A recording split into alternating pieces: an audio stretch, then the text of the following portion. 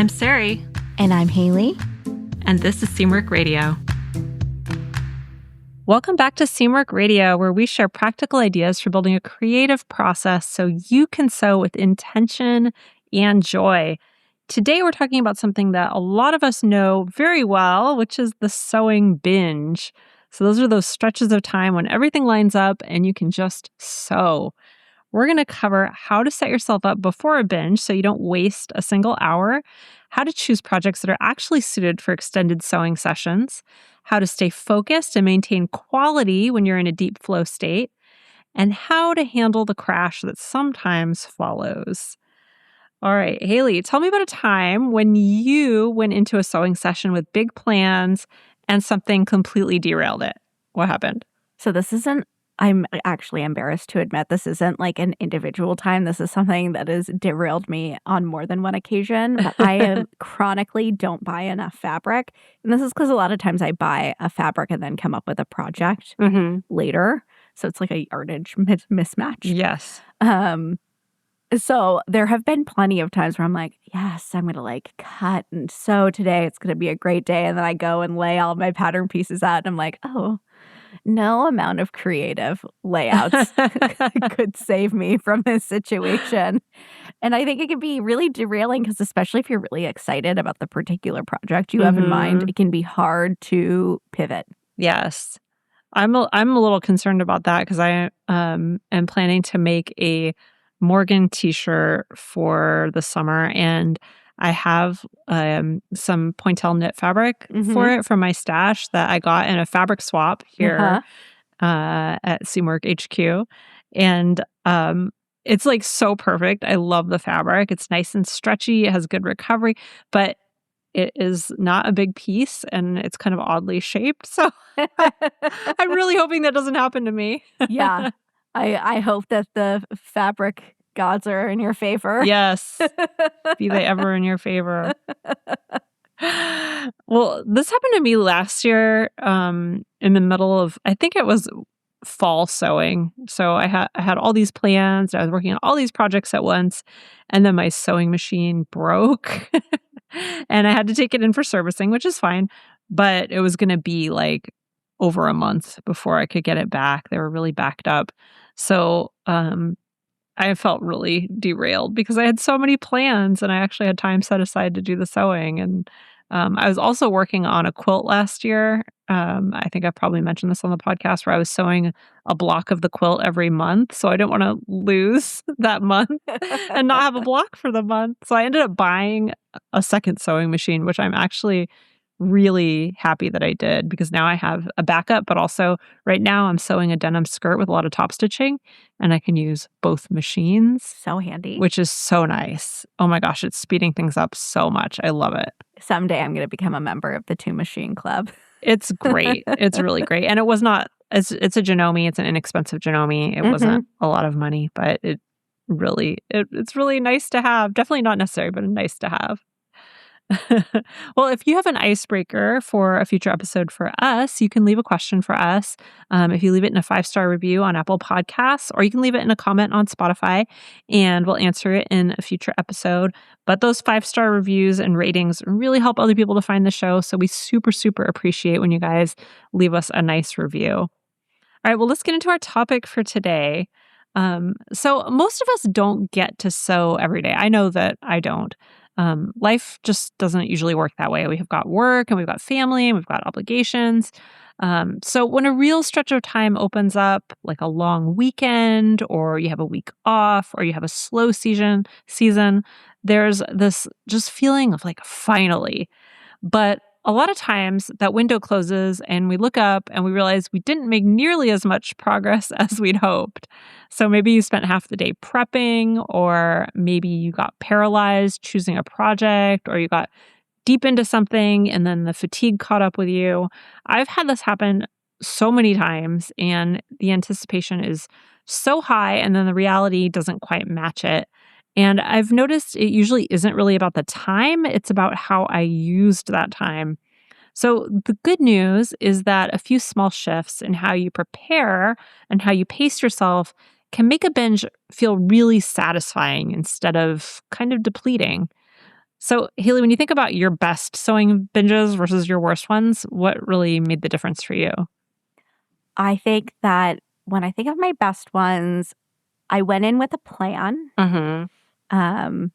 So there was no like decision paralysis. I could kind of jump in right away. And I think that trying to think of other elements, I think when my binge didn't include cutting, when Yeah. I could get straight into the sewing bit, I find that am able to gain the most momentum. Yeah. What Yeah. about you? I think I agree with that 100%.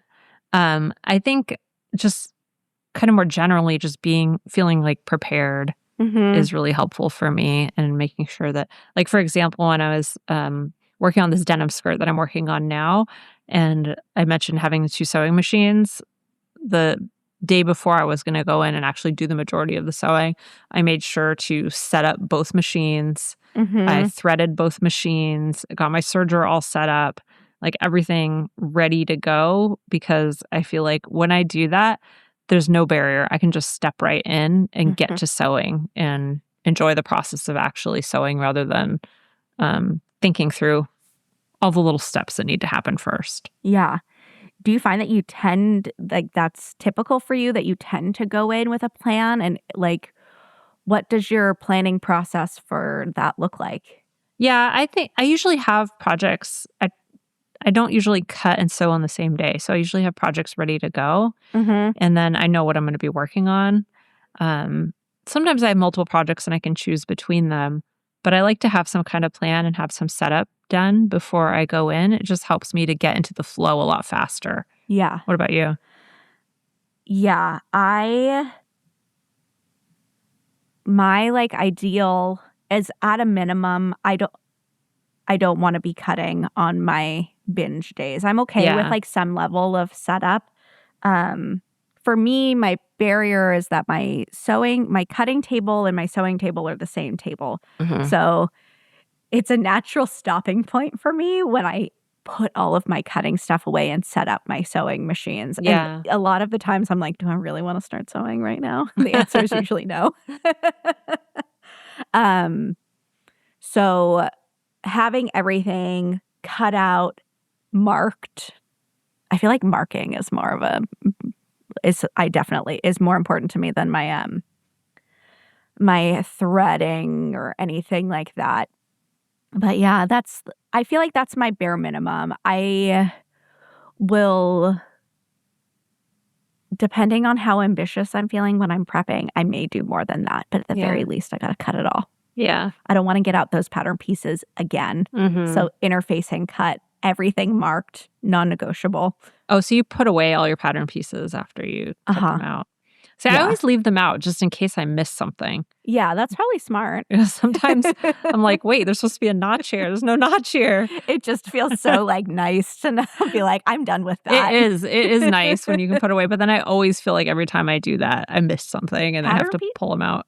Pattern pieces are so annoying. Yeah. I feel like that's my least favorite part of cutting. It's like these big cumbersome pieces of paper. I know. And then the cat's always getting into it. Drives me nuts. Yeah. Luckily, cats are not allowed in my shed. So good for you. Have you ever noticed a pattern in which types of projects feel satisfying to work on for long stretches versus ones that feel like maybe a little bit more exhausting after only a couple hours? Yeah, I think we'll get into this more in the episode, but I feel like for me, things that have a lot of little fiddly steps where you're switching a lot are kind of, I like to break those up over the course of many days. Yeah. Rather than trying to do them all at once. So for example, sewing a pair of jeans, my favorite way to sew a pair of jeans is to break it up into all the steps and then do like one step a day. Yeah. And just do it over the course of weeks or even a month. Rather than trying to get it all done in a day, just because all that task switching and thinking is very tiring, I find. Whereas something like if I were making, I don't know, a dress that I had made before that had a pretty simple shape, or even batch sewing, I think is really fun to do when you have one of those binge periods, maybe making two sweaters at the same time, or like these I'm wearing a fig cardigan right now. I made 2 of these kind of back to back. So I think something like that is nice for a binge day. Yeah. Yeah, I tend to agree. I want to reach for something that is a lower intensity project with like mostly construction type steps, because you see a lot of big progress over a shorter amount of time. Your progress is like more visible. And I think that can be, you need that kind of constant motivation when you're sewing for a longer stretch. Yeah. It's a little bit easier anyway. But I do think you have to have enough challenge that it stays engaging for you. So there's that like really fine line of something that's going to capture you and put you into that flow state. Yes, absolutely. I think it's always a balance like that. All right, well, let's jump into some of these tips. I'm going to kick us off with our first one, which we kind of have touched on a couple times here, which is do a binge prep session the day before. So a sewing binge can go sideways really fast when you spend the first couple hours doing things that you could have done beforehand. Like I like to think of, or I think of as maybe like a little bit more of the grunt work of sewing, the printing and the taping patterns and the pre-washing fabric and tracking down all of your notions, the cutting. Think of it kind of like your mise en place, which is like means everything in its place. It's a chef's trick to having everything prepared and within reach before you even start cooking. When a professional cook starts their shift, they're not like hunting down the ingredients. Everything is already prepped and measured and ready to go. A short prep session in like the evening before, the day before, the week before, depending on how what your like sewing cadence looks like, can completely change the trajectory of your next, sewing marathon. Some of the things that I like to make sure are done, that my fabric is all prepped, meaning that it's washed and dried, it's pressed, ready to go. My pattern has been printed. You have all your right notions. You've cleared and organized your cutting table. And for me, cutting is part of that, an important part of that. Sarah, do you have any prep rituals? What does it look like? I think aside from the things you just mentioned, which I also do all of those things, I do like to have everything kind of ready to go for the reasons that we just talked about. But I think another thing for me, which I've mentioned before, is just doing like, when I'm done with a day of sewing, having like 15 minutes to clear everything after a project, put away all my tools, get everything back in place where it's supposed to go so I can find it again, throw out any like scraps of paper that are left over, packaging that's left over, anything like that, and get everything kind of cleared and ready to go. That's really important for me. And because I mentioned this in a previous episode, but I don't worry too much about tidying while I'm sewing, but I like to have everything cleared off again at the end of a project. And it's a nice kind of like delineation between projects as well. So if I'm doing an entire day of sewing, if I have like one of those bin sessions ahead of me, I'll definitely make sure that everything is clean, ready to go, in place. So that's my biggest kind of prep ritual, I would say. Yeah. Do you have any others besides the ones you talked about? I think I feel I agree. I feel most productive in a tidy sewing space. So that's always a big part for me of a good prep day. I'm also trying to learn how to treat my prep days as binge days. I know you like to cut all of your project or like a lot of projects out at once. I took a page out of your book, and this weekend I did that. It's so nice. It is really nice, and it's really nice to know that I have everything in order for my next like few binge sewing days, which is that can be the marathon in itself. So that's a little bit of a new ritual for me that I'm trying to. Yeah. That's a good one. Get going. Yeah. It's a good one. I really enjoy it. All right, well, let's get to tip number 2, which is choosing the right project for a long session. So, not all projects are equally suited for binge sewing. Some of them feel really energizing over long stretches, and others can be really exhausting. Kind of like what I was just talking about with the jeans project. That's how I feel, but not everybody might feel that way about jeans, but I personally do. So, a few things to think about when you're choosing projects for your binge session. One is complexity versus stamina. So, very intricate work like tiny hand stitches or precise fitting adjustments or detailed top stitching. I think all of those require a kind of focused attention that's kind of hard to sustain for 8 hours. It's not impossible, but I think it's easy to make small errors when you're tired. So, that's one thing to keep in mind. Also, that momentum matters. So, projects that have a lot of satisfying checkpoints tend to feel great for binge sessions because you get a little hit of completion every time you finish a step. So, something with a clear sequence like cut, interface, sew shoulder seams, sew side seams, those give you those natural mini wins. So, I really enjoy that. I really like Haley's tip of printing out the table of contents from your pattern so you can check things off as you go. That's really, really fun and just kind of keeps that momentum going. And then saving fiddly fittings for those shorter sessions. So if a project requires multiple rounds of trying on and adjusting, I think you might find yourself frustrated at hour 5. So those projects, I think, are better for days when you feel fresh because they can get a little bit frustrating. So I think it's good to either break them up or just save them until you have kind of a fresh mindset.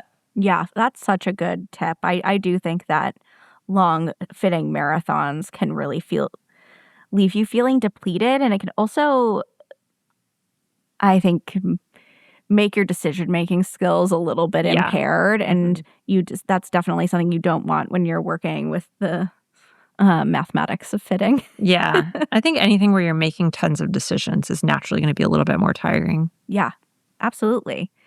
Our next tip is to set a loose plan for the day, even if you don't follow it exactly. There's a real temptation when you have a full day to just dive in and see how far that you get. And sometimes that can be fine, but having even a rough sense of what you want to accomplish can give you something to orient towards. It doesn't need to be a tight by the minute schedule, but something just I want to finish cutting and get through the bodice construction today. I think the reason why this helps is because it helps you to pace your day. It also gives you permission to stop at a natural point without feeling like you failed. If you've hit your goal, you can call it a win even if it's only 2 p.m. Think of it less as a to-do list and more like a loose map for your day. You might take some detours and that's fine. But at least you know where you're trying to go. Something that I find that I do a lot is I have my must-meet goal. I definitely want to get all of the cutting done, and it would be really nice if I could do all of the interfacing and stay stitching too. Mm-hmm. Because that also gives you a permission to stop place that's a little bit looser. Yeah, absolutely. The next tip is to protect your flow state, but also know when to stop. So flow state is that feeling when you're so absorbed in what you're doing that time just seems to disappear. And it's one of the things that I like most about sewing. When you're in that state, just everything feels easy and the work comes out really well.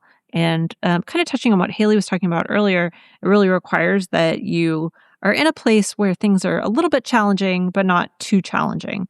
And that kind of helps you to get into that state. So there's a few things that break flow state unnecessarily. One is if you're having to stop to look things up that you could have prepared for in advance, that can sometimes kind of break up that flow state a little bit if you're doing that. Also, I find that can be, I don't know, it can be a little bit frustrating sometimes. Mm-hmm. So I think it can kind of break that mood. Another one is decision fatigue. So if you haven't decided, for example, how you're finishing a seam or what color thread to use for top stitching, then it's easy to stall out at that moment if you're having to make too many decisions. And another one, this is a huge one, I think, for a lot of us and maybe a little bit obvious, but phone distractions can be a really big one. Or other distractions, not just the phone. People barging in and needing things from you. Animals. Oh my goodness, the animals. When I'm in my sewing shed, if the dogs are outside, they're constantly showing up on the porch and just looking at me through the glass door. I bet. And then I open the door, they come in. We've got this in some of our YouTube videos. I open the door, they come in, they do a little lap, and then they leave again. That sounds about right. But just as important, you should know when your flow state has genuinely run out.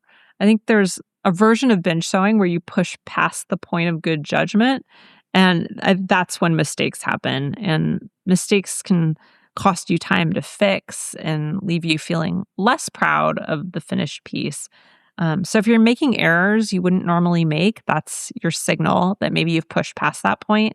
And it's okay to put something down at hour 6 and pick it back up tomorrow. I don't think a binge really needs to be just one unbroken sprint. I know when I was newer to sewing, I used to do that all the time. I would sew for hours and hours and hours because I just had this idea in my head that I had to finish it. Or maybe I was excited about finishing it. A lot of times I just wanted to finish it and move on to the next thing. And I would get towards the end, everything was taking way longer than it needed to. And I would get so frustrated and tired. And it was all self-imposed. I didn't need to do that. So I think it's important to recognize when some of your deadlines are just things you made up in your head. Yeah. I mean, I know I've talked about this rule that I've given myself that if I make the same mistake twice, that means it's time to put down the seam ripper and go and walk away. Yeah. Sometimes for an hour, sometimes for the night. So it could be helpful for you to have these your own kind of bumpers for yourself. I think anytime I'm feeling frustrated, I just need to I'm not going to unfrustrate myself by sewing more. That's such a good way to put it. Have I ever become less frustrated by pushing through? No. Probably not.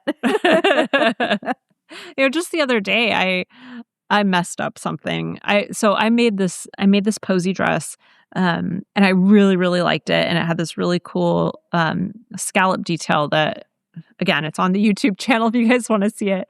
And then I decided that I wanted to take in the shoulders a little bit because I think the fabric stretched out. And so I went to do that and I completely screwed it up. I don't know what I did, but I just pinned it incorrectly or something. And then I sewed it incorrectly and then I trimmed it before I realized what I had done. And then I looked at it and I was like, oh my goodness, because I really love this dress. And I'd spent so much time on that detail. And so at that point, I just put it down. I was like, okay, well, I will fix this tomorrow because I do not want to make it worse right now. Yeah. So, and I did. The next day I came in, I spent probably half an hour fixing it and it was fine and it looks great and it fits better. So I'm so glad you were able to fix it. Yeah. We've all been there.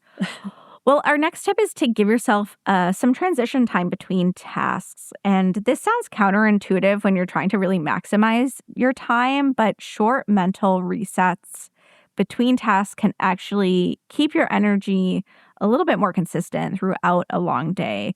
So even if it's 5 minutes to make a cup of tea or step outside, or even look at your project from across the room, all of these things can help you to come back with fresh eyes and maybe a little better judgment. It also gives you a moment to assess before you keep going. Looking at what you've sewn from a little bit of a distance, whether that's physical different distance or a little bit of time, you'll often catch things you couldn't see when your nose was 6 inches from the machine. Sarai, do you find that you have rituals that you like to use as a reset?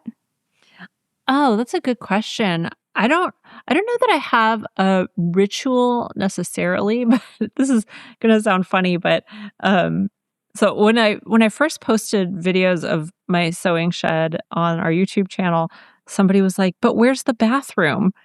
And then other people commented and I think it's in the house. There's none. There's no bathroom. There's a bucket. But that is like a natural, like Yeah. that and getting a snack, just those like bio breaks are like natural indicators for me that it's time to take a little bit of a break. So, and like more importantly, because I feel like I do this all the time when I'm in the middle of like a sewing marathon, is like paying attention to your bladder and to your stomach, because I will be like, I can eat when I've finished this stuff. Yeah. Like, no. Yeah. Just go eat something, dude.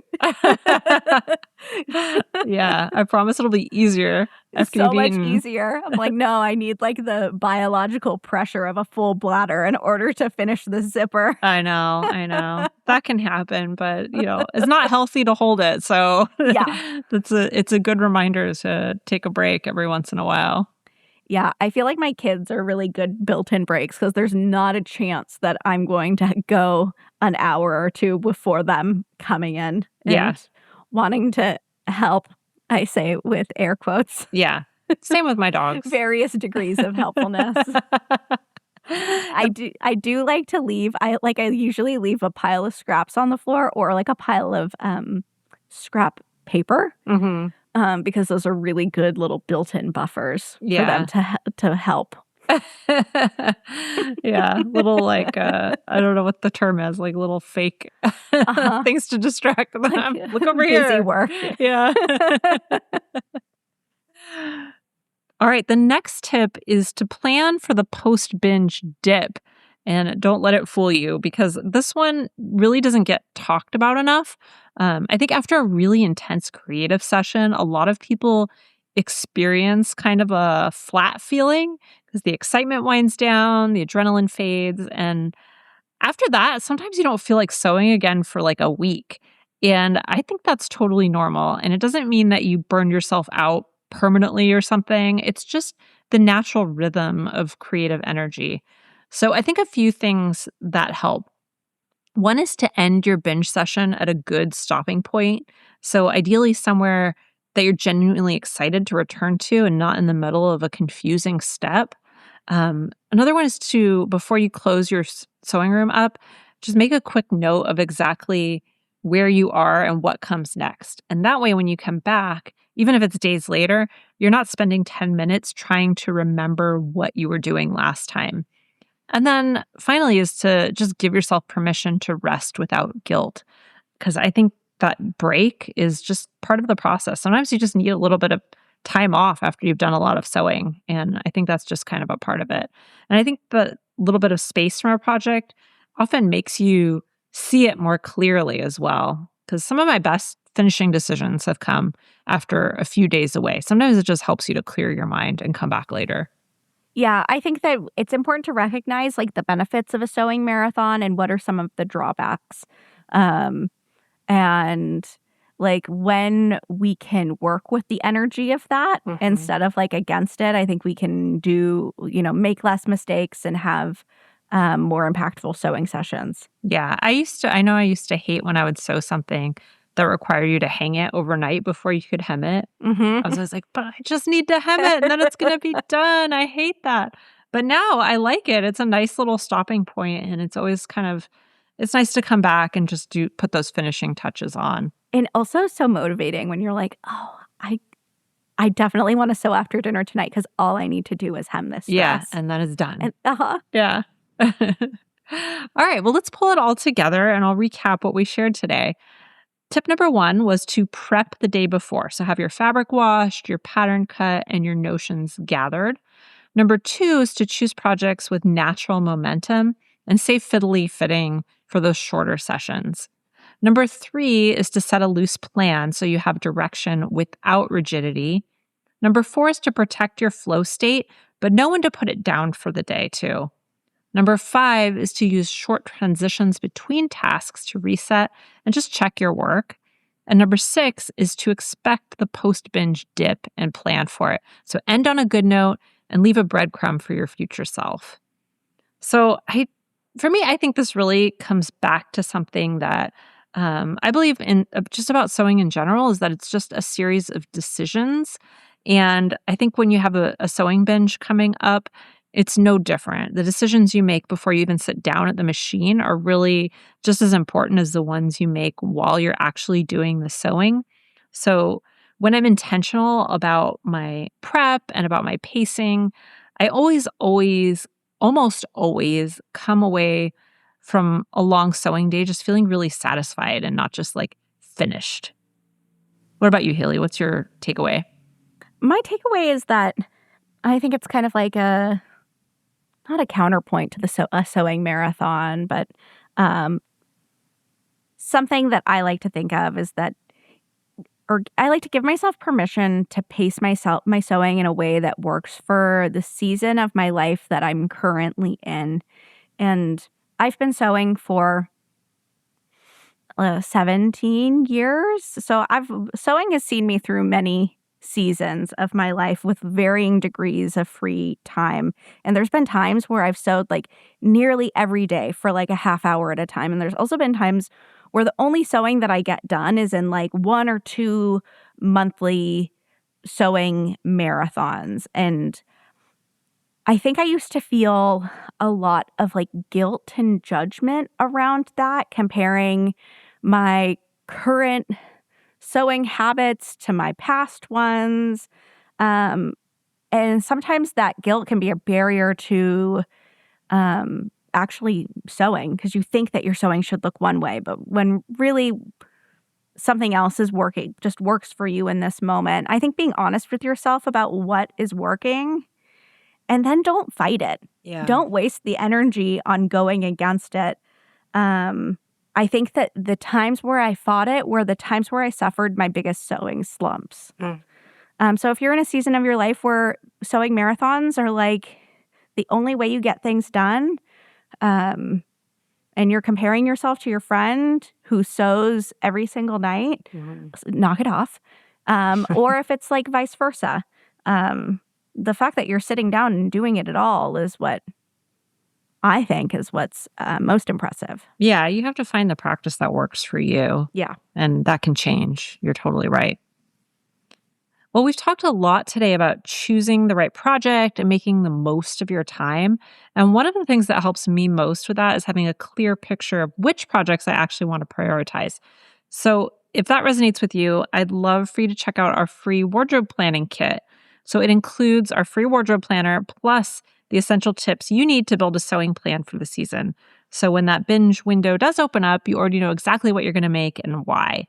So you can download it for free at seamwork.com/go/free-planner. So that's seamwork.com/go/free-planner. And we'll put a link in the show notes for you. And if you like this episode, please leave us a review. We would love to hear from you. You can also follow us on YouTube at Seamwork Video. You can follow us on Instagram at Seamwork. And if you'd like to become part of the Seamwork community, head over to seamwork.com to learn how to join us. And that's it for us this week. I'm Sarai. And I'm Haley. And this is Seamwork Radio.